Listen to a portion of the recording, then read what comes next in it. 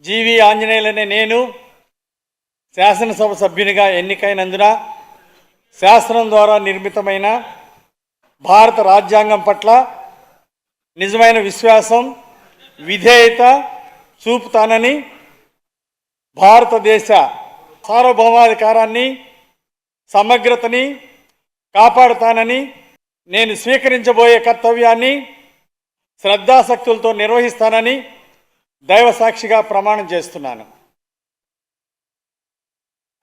ఆంధ్రప్రదేశ్ శాసనసభ సభ్యుడైన జీవి ఆంజనేయులనే నేను సభా నియమాలను కట్టుబడి ఉంటానని, వాటిని అనుసరిస్తానని, సభా మర్యాదలను పాటిస్తానని, సాంప్రదాయాలను గౌరవిస్తానని దైవ సాక్షిగా ప్రమాణం చేస్తున్నాను.